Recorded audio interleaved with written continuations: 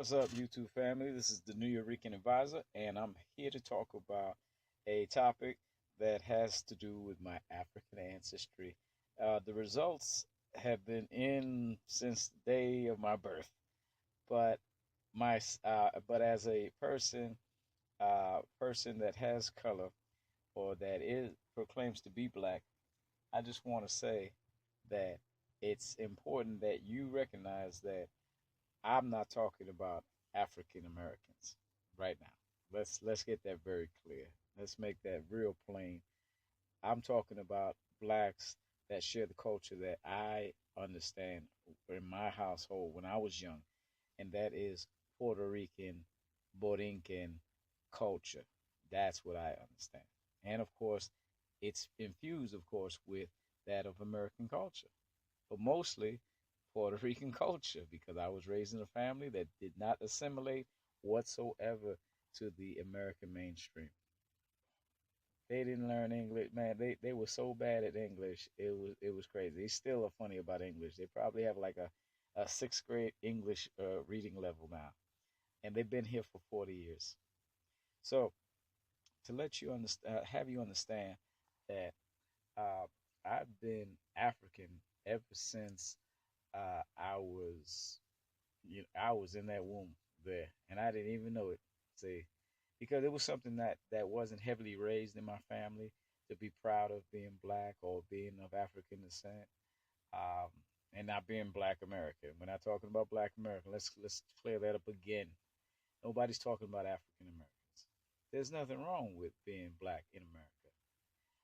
There's nothing wrong with that culture. But the problem is that there are many people that share African ancestry and they have nothing that is uh, that is so in common with that of African Americans.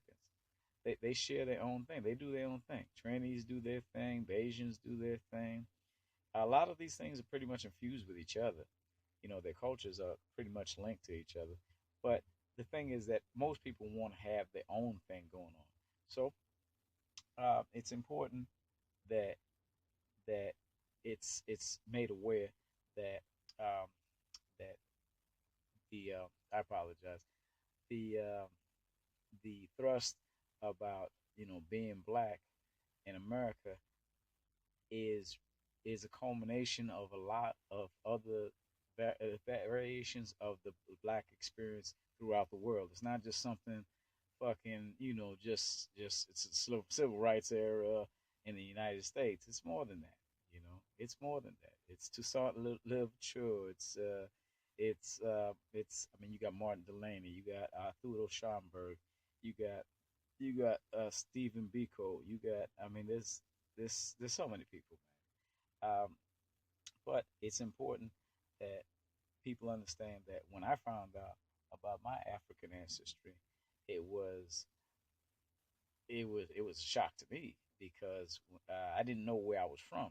See, I didn't know exactly the place that I would have, this African ancestry, and then I found out, and then it really dawned on me. I was like, wow, okay, this is this is what I should focus on right now, and that when I found out that I was part of the Tikar tribe, when I found out in Africa, and that tribe is located in Cameroon, Africa.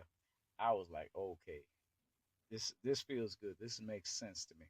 So, for those people that have issues, like wondering, it's like, oh, who the fuck is this dude, and he don't, he's not, he's a tragic mulatto and shit. It's funny when I hear tragic mulatto, I think of, uh, I forgot, whatever. There was a show back when I think anyway it had to do with a young woman that basically was a white woman that was playing a black woman.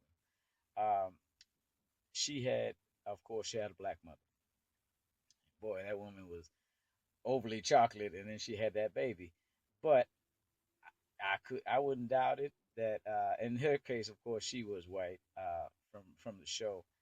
But I wouldn't doubt that black people gave birth to fair skinned Africans like me, which I don't doubt because I came out of my mother, so it's no doubt that that happened. But I just want to let everybody know that it's important that you understand who you are based on the facts that you have about yourself. You know, nobody can change that about you.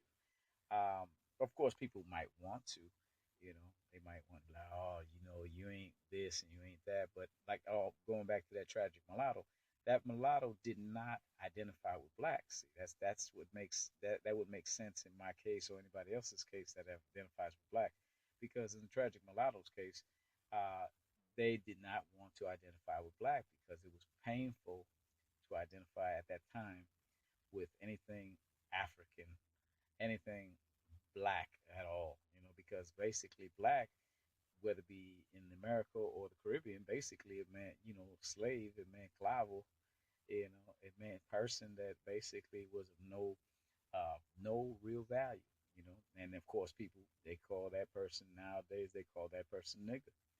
That's what it is. It's very sad.